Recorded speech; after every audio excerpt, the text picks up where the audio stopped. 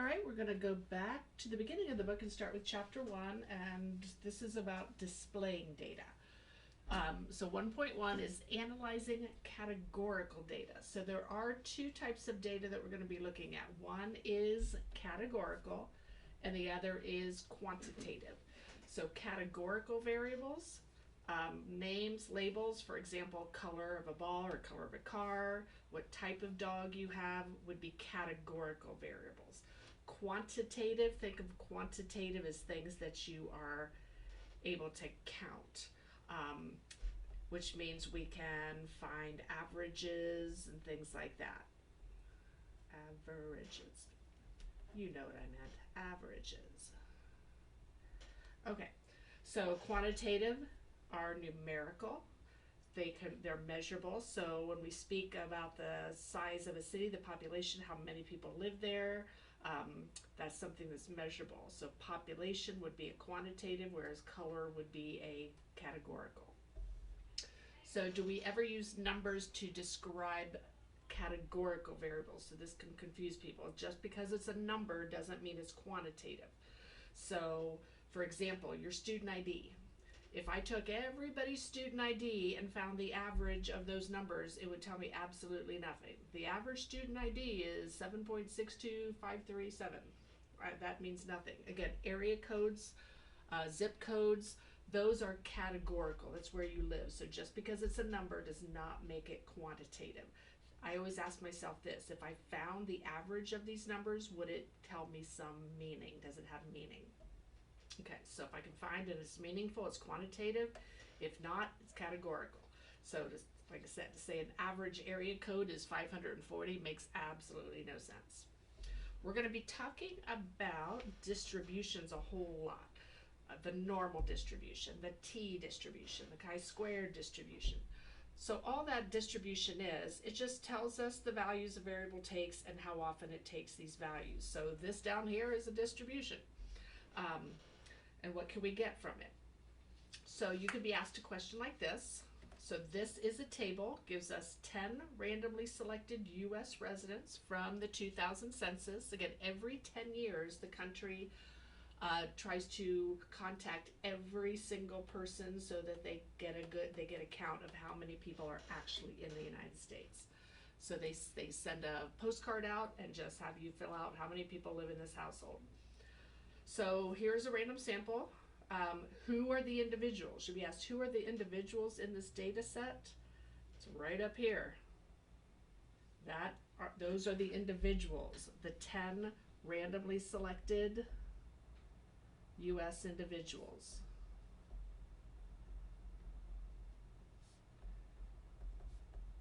So again, I'm not making stuff up. I'm just copying down what they've already given me, and I want to be as specific as possible from the 2000 census. Because again, if I just say 10 randomly selected U.S. residents, could be from any time. So if it's in there, I just write the whole thing down.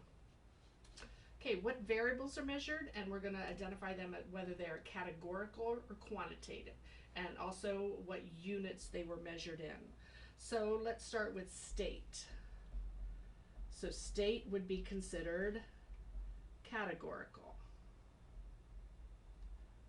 There's no numbers. I'm not going to find the average state.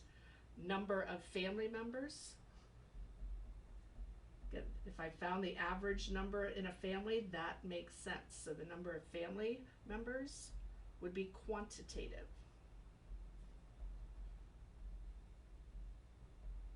I'm going to start abbreviating quantitative.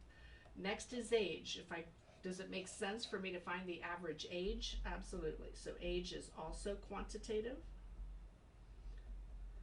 Gender, male or female, that's definitely categorical.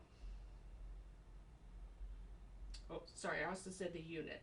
So age, I'm sure that is measured in years, number of family members individually. Gender, again, categorical. Marital status, again, categorical.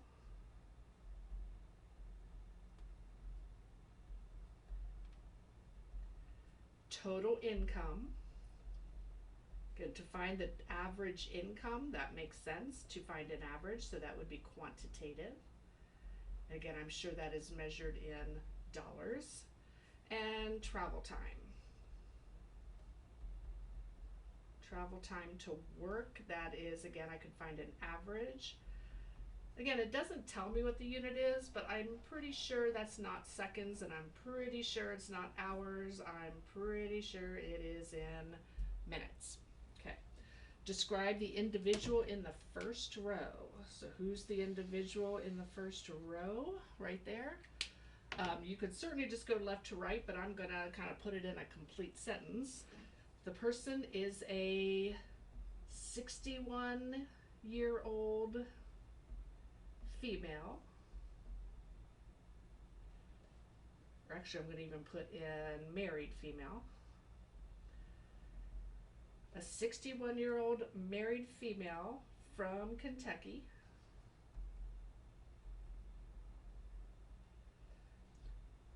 With 2 family members.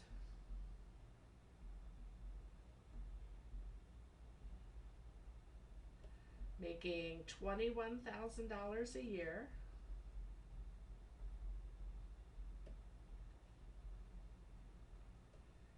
And lives 20 minutes from work.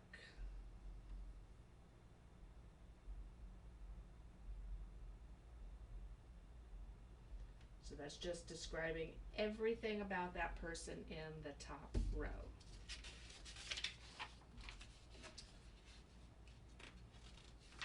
At page 2, you're going to be asked to make a frequency table and a relative frequency table. So what's the difference between the frequency table and a relative frequency table? And when is it better to use a relative frequency? So the frequency table will just show the actual counts. How many people have a black car? How many people have a white car? How many people have a silver car? How many people have a red car? The relative frequency is always going to be, so when you see that word relative, know that you want to change the counts to percentages. And again, when is it better to use a relative frequency? Sometimes when I'm comparing 2 groups, they don't have the same number if I'm in each group. So if I have a group of males and females, I don't necessarily have 100 males and 100 females. I could have 80 and 120 or 110 and 90. So if my groups aren't of the same size, the counts themselves can be misleading, so it makes more sense to change them to a percentage, okay? And if I use a percentage, I can then a bar chart or a circle graph. We always use these for categorical data. So these are really the only 2 types of graphs that we use for categorical data. And typically we don't even use the circle graphs that much because they're kind of difficult. We can always estimate them, but the bar chart's definitely easier for us to graph. And again, there's the different types. There's a segmented bar chart. There is a side-by-side.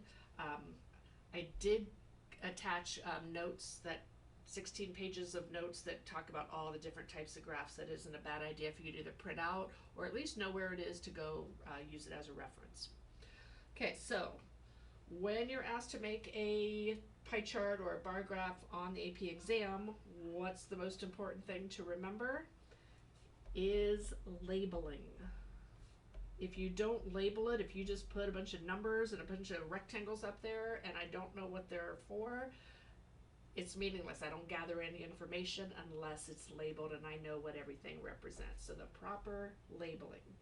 So again, it's all about communicate. Communicate what your graph represents. So label the axes, label a title. So I always say do it as if, you're showing it to somebody that didn't read the information in the textbook. All they have to go by is your picture that you drew. So make sure it makes sense. And again, why do statisticians prefer bar graphs? They're easier to make if I'm doing them by hand. Of course, if I'm having a computer generate it, then one's not easier than the other. But it really, the comparison, like the heights of the bars, of course the size of the wedges should be easy to see too, but definitely easier to make and compare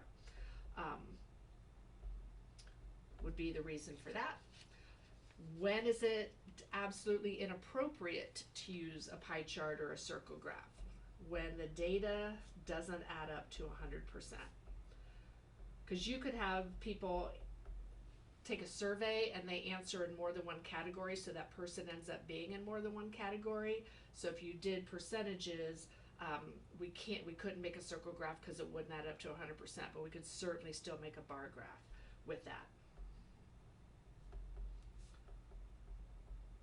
So if the data doesn't add to 100%, I definitely should not use a circle graph or pie chart. What are some common ways to make a misleading graph? So if you want the data to look a certain way, if you want to say, look how fast this has increased, you could scale it so that it definitely looks like there's a bigger difference than it is. So that would be like, you don't start the frequency. Again, frequency is how often something occurs. If you don't start the frequency at 0, that could be misleading, because if I show something what from 92 to 100 and my scale starts at 0, 92 to 100 isn't a big deal. But if I have my scale go from 90 to 100, that 92 to 100 is going to look like a much, much bigger difference.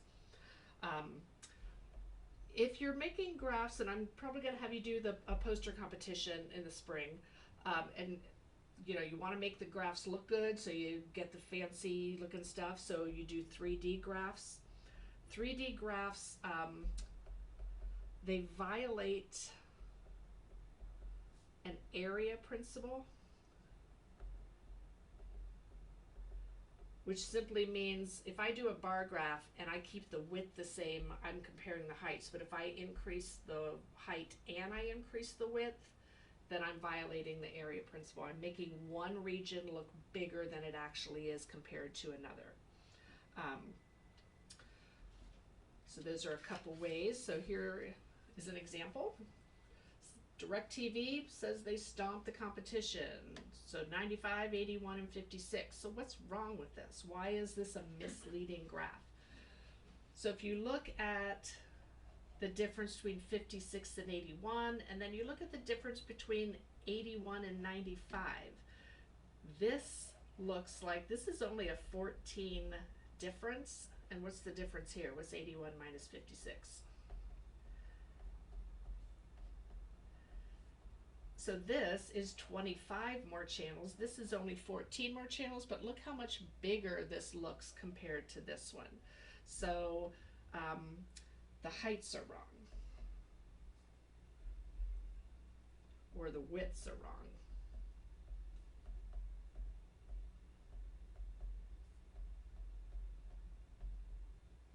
So the 95 looks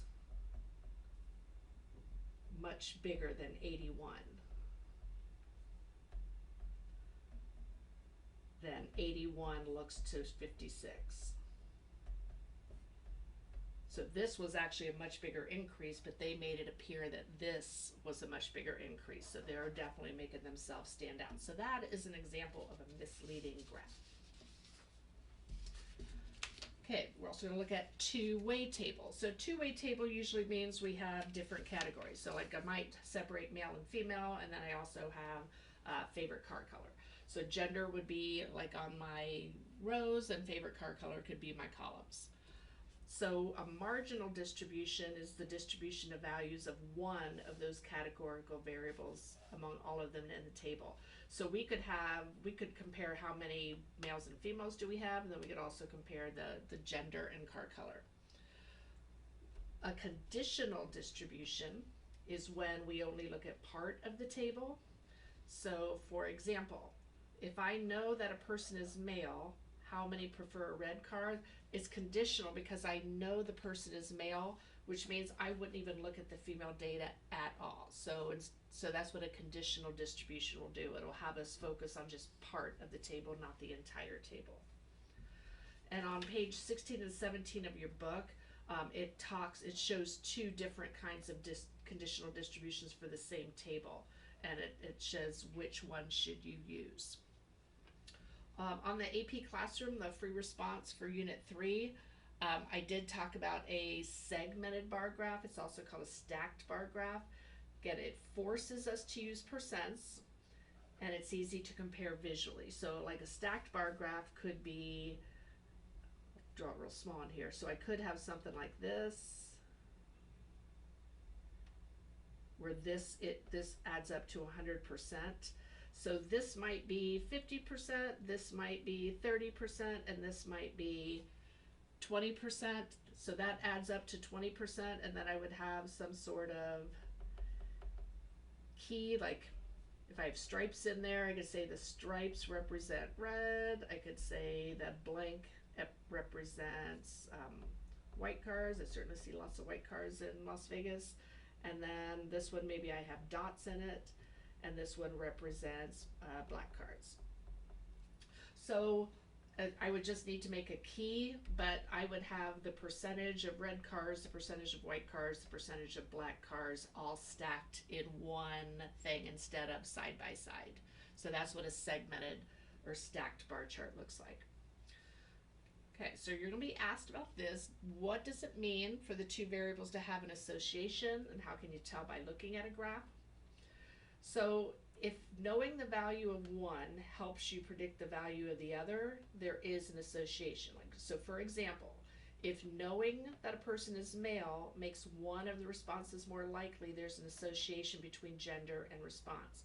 So for example, if I see that 50% of males prefer a white car and only 20% of females prefer a white car, I know that a male is more likely to choose a white car. So just knowing the gender means I more likely know what color car they would prefer. So that means there would be an association. There's no association if the two percentages stay about the same. Okay, so superpowers. So 200 children from the United Kingdom's ages 9 to 17 were selected from a census school website. The gender was recorded along with the superpower that they would most like to have: invisibility, super strength, telepathy, ability to fly, or ability to freeze time. So what would it mean if there were no association between gender and superpower preference? So what I'd be looking for in the table is I would expect the percentage for each superpower to be the same between the two genders. So I would expect the percentage, I'll use the percent symbol, of each superpower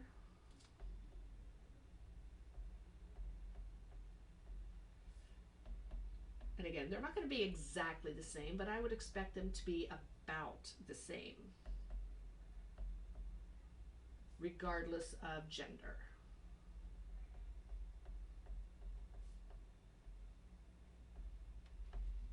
So I wouldn't see a real big difference between whether males or females wanted invisibility.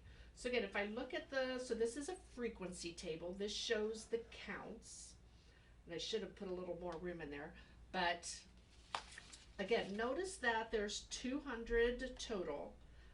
I have 30 more females than I do males. So if I look at the counts themselves, I could get something misleading because there's more females to begin with. So when this says 39 to 5, again, if I use a little bit of common sense, I can see right here that invisibility, maybe not such a difference, but look at super strength. Only 3 females want to be super strong, whereas 17 of the 20 males wanted to be super strong. Here, females want to be able to read minds, males not so much. And again, twice as many here as here. So even just looking at the chart, I'm seeing a big difference right there. But what I want to do is actually change these two percentages. So I would expect the same percentage of females and males would want invisibility. I'm going to get that, that this is, so 15% of females wanted invisibility. 3 out of 115 would be about 3%.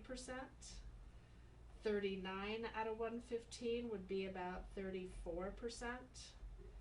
And flying, 36 would be about 31%. And freeze time, about 17%. And that should add up to 100%, even with the rounding. If I do the same thing with the males, 13 out of 85 is where I'd start. So 13 of the 85 males is also 15%. So even though it looks like more females wanted to have invisibility than males, the percentages were actually the same. 15% of females and 15% of males both chose invisibility, so they're actually equal there. And then the same thing, 17 out of 85 would give me 20%, and then 5 out of 85 gave me about 6%. The next one ended up being about 21%, and then 32 out of 85, I rounded that up to 37%, just so that they both added up to 100%. So what I'm going to do for a bar graph, I'm going to have this go all the way up to 100%. And then 50 would be in the middle. And if I wanted to do 1, 2, 60, 70, 80, 90, because I don't need to label everything. 40, 30, 20, 10, down to 0. So what I would do is I'd have my females and my males, and I have to kind of do a cumulative graph here, so I'm going to start off with the females going up to about 15%, and then 3% on top of 15 would take me up to 18%, so that's going to be a real small little piece of this. And then so now I'm at 18. 18 plus 34 would be 52, so I should go a little bit above the 50%. And then 31 added on top of that, so if I'm at 52% and I need to put 31% on top of that, I'm now at 83%. And then the remaining 17% should take me all the way up to 100%. And then I'm going to do the same thing with the males. The males should be the same height as the females for invisibility. And then if I add 15 and 20, I'm up to, I want to take that next bar up to 35, so that's 35 about right there. And then the next one is 6, so if I add 6 to that, I'm going to go just up to 41. Wait, 35, oh, I went a little too high, wait, okay. So 41, and then I'm adding 21 to that, so I'm at 62.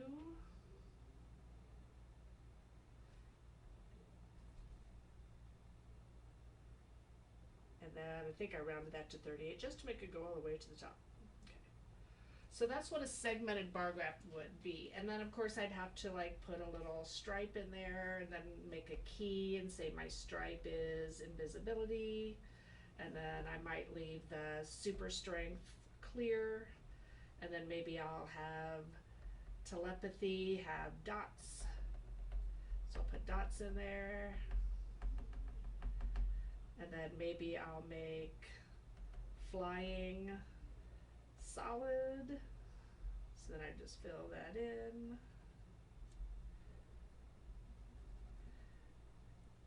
And then I meant to leave, this should be blank, and this should have the dots, and this should be the solid. So I goofed up there. So blank, and then this should have the dots. And then I need another one for the freeze time, and maybe I'll have my stripes just go the other direction.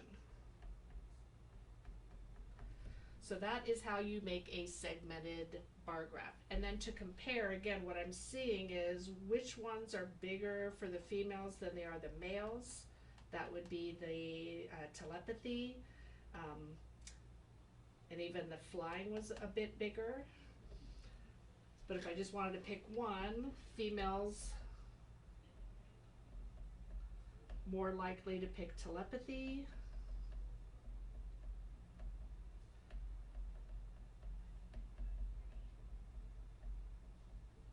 Than males. And what are males more likely to pick? The males were a lot more likely to pick the freeze time. So again, looking at that, the freeze time was a lot bigger, and males more likely to pick freezing.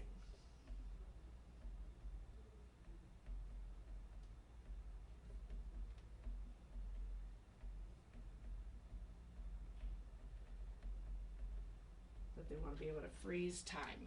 So that would be, we first of all want to answer the question, yes, there is an association.